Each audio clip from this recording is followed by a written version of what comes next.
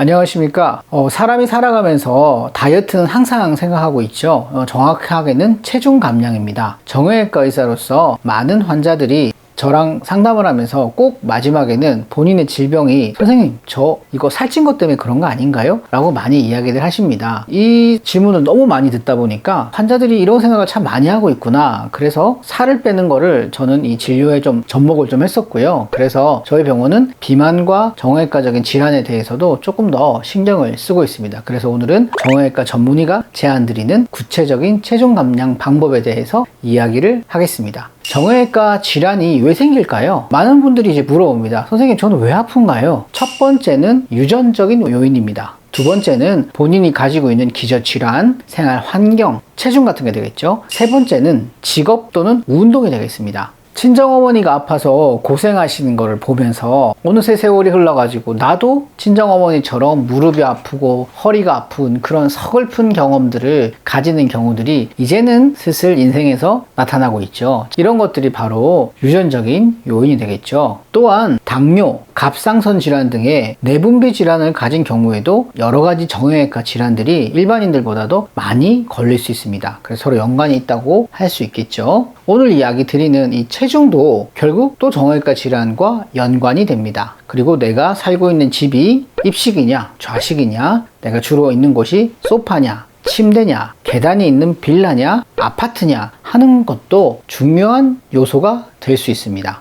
마지막으로 지금 하시고 있는 직업 또는 지금 열심히 하는 운동이 이 정형외과 질환에 영향을 줍니다. 어느 하나 중요하지 않은 게 없다고 이야기 드릴 수는 있는데요. 우리가 질병의 치료라는 관점에서 볼 땐 저는 가장 중요하게 생각하는 게 치료를 하기 위해서 무엇을 변화를 줄 수 있느냐 하는 겁니다. 우리가 바꿀 수 있는 게 운동이랑 체중 요 정도가 될 것 같습니다. 그래서 제가 예전에 계속 이야기를 했죠. 운동, 내 질환에 도움이 되는 운동을 하셔야 하고 도움되지 않는 운동은 피하셔야 됩니다. 남들 말만 들으면 안 되죠. 그래서 도움되는 운동을 많이 하고 도움이 안 되는 운동을 피하셔야 됩니다. 예를 들면 당뇨 환자니까 내과에서 걸어라, 운동해라 하지만 내가 무릎이 좋지 않다면 등산이나 오래 걷는 운동을 할 게 아니라 실내 자전거를 타시면서 당 조절을 하시는 게 더 좋다는 거죠. 체중 조절하는 방법은 아주 쉬워요. 어떻게? 들어오는 칼로리를 줄이고 쓰는 칼로리를 늘리면 됩니다.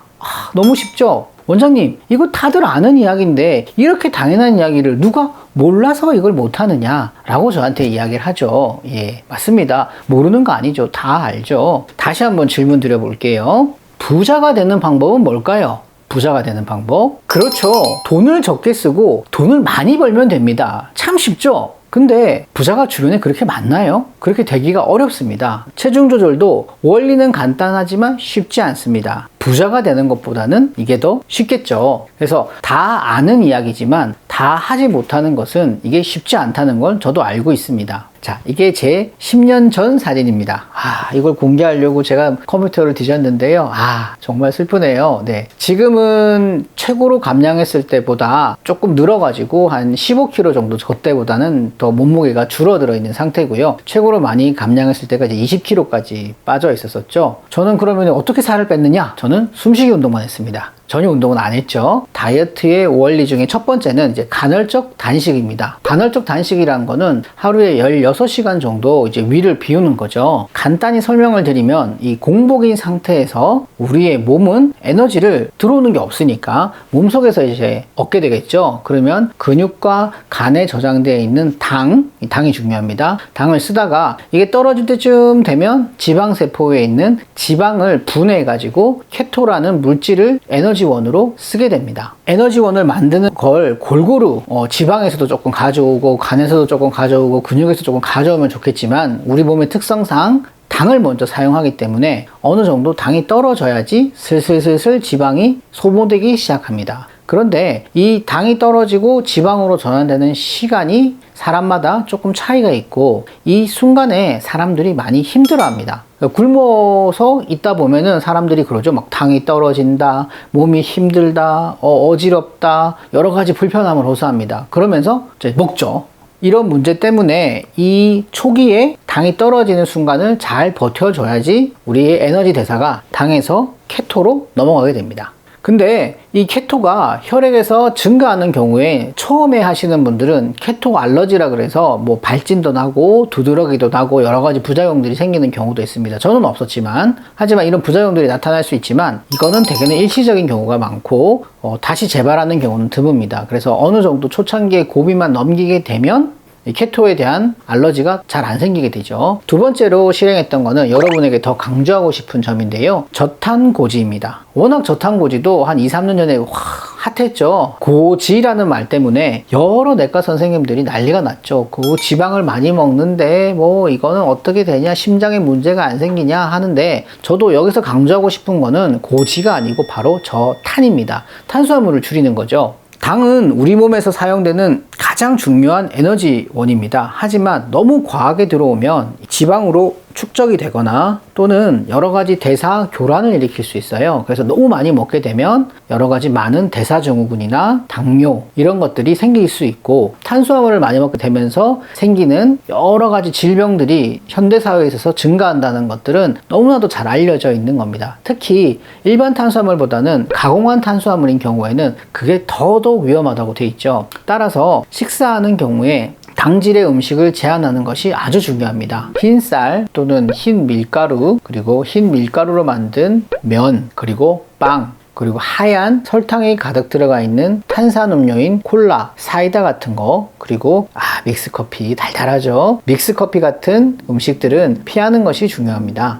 그리고 피해야 될 것이 이제 과일들이 되겠습니다. 과일들. 그래서 다이어트를 하시겠다고 하면 이 당질 제한 시기입니다. 당질 제한 시기. 여러분도 다른 걸 시작하기 힘들다고 하면 당질 제한 시기죠. 당질 제한 시기. 마지막으로 적절한 영양 섭취입니다. 과일을 안 먹는다고 하니까 아마 어머님들이 난리가 날 거예요. 뭐 펄쩍 놀라가지고 어떻게 과일을 안 먹고 살 수 있냐 라고 하실 수 있는데, 지금은 이 과일에 들어있는 여러 가지 비타민이라든지 몸에 좋은 것들은 대부분 종합 비타민제를 통해서 드실 수가 있습니다. 종합 비타민제를 좀 챙겨서 드시고, 그리고 좋은 지방이라고 할 수 있는 오메가3 같은 것도 영양제를 통해서 좀 드시고, 단백질 같은 식품들은 좀 부족할 수 있거든요. 그래서 단백질 보충식품들을 드시는 것이 저는 다이어트에 도움이 된다고 생각합니다. 중간에 이 다이어트를 하다 보면은 정체기가 올 수도 있고요. 탈모가 되는 것 같은 당황스러운 일들이 생길 수 있는데, 충분한 미네랄, 비타민, 단백질, 그리고 오메가3 같은 걸 드시게 되면 이런 것들을 넘어갈 수 있는데 도움이 됩니다. 그러면 정리를 한번 해보겠습니다. 이러한 생활을 어떻게 하느냐? 그러면 전날 8시에 식사를 마치게 되면 밤에 일찍 주무시는 것도 또 굉장히 식욕 억제, 그리고 다이어트에서 가장 중요한 요소 중에 하나인데요. 다음에 한번 다뤄보도록 하겠습니다. 그리고 아침에 일어난 뒤에는 영양제, 오메가3 같은 거 챙겨서 드시고요. 12시가 됐을 때 당질이 적은 식사를 하시면 됩니다. 활동량이 좀 많은 사람이라고 하면은 당질 제한 시기보다는 점심을 좀 거하게 먹는 것도 좋죠. 예, 그러니까 뭐 고기나 삼겹살, 생선 같은 것도 좀 구워가지고 같이 드셔도 되고요. 뭐 국도 드셔도 됩니다. 그리고 6시나 7시 사이에는 또 저녁을 또 드시면 되겠죠. 그때도 마찬가지로 당질이 좀 적은 샐러드, 고기가 많이 들어있는 음식을 드시면 좋겠습니다. 저는 참고로 40년 동안 콜라를 못 끊었어요. 근데 이번에 다이어트 하면서 콜라도 끊었고요. 그리고 1년 동안은 쌀밥을 먹은 적이 없습니다. 저처럼 극단적으로 당질 제한 시기를 하란 말은 아니고요. 이렇게 당질 제한 시기를 하게 되면 살이 좀 빠지는 게 수월해진다. 그리고 이렇게 시간이 지나도 좀 적응이 돼서 그렇게 많이 힘들지는 않다라고 말씀을 드리고 싶은 겁니다. 극단적으로 당질을 제한해도 몸에 별다른 무리가 없나요? 라고 물어보실 수 있잖아요. 근데 저도 걱정을 했지만 사실 그렇게 큰 무리는 없었어요. 이렇게 해봐도 생각보다 힘들지도 않았고, 또 생각보다 많이 빠지지도 않았어요. 저는 뭐 엄청 더 많이 빠질 줄 알았는데 요즘은 약간 정체기가 와 있죠. 살을 빼는 거는 참 쉬운 일이 아닌 것 같습니다. 자, 마지막으로 오늘의 환자 한번 보시겠습니다. 49세 남자 환자인데요. 우리가 그렇게 좋아하는 걷기 운동을 살을 빼기 위해서 하셨답니다. 하루에 2시간씩 15,000보를 걸으셨대요. 하지만 저는 걷기가 그렇게 좋은 운동은 아니다, 여러 번 말씀드렸죠. 결국 3개월을 걸어서 5kg를 뺐다고 합니다. 문제는 저한테 왜 왔을까요? 살을 더 빼기 위해서 온 건 아니겠죠. 무릎과 발목이 아프시고 힘들어서 오셨습니다. 50도 안 된 젊은 남자가 이렇게 2시간씩 걸어서 무리를 하면 발목과 무릎에 문제가 생기는데, 지금 우리 시청자분들께서 살을 빼기 위해서 2시간씩 걸어버리시면은 어떻게 될까요? 다이어트도 인생에서 중요한 요소 중에 하나지만은 이걸 좀 더 쉽게 할 수 있는 법을 제가 오늘 제시해 드렸고요.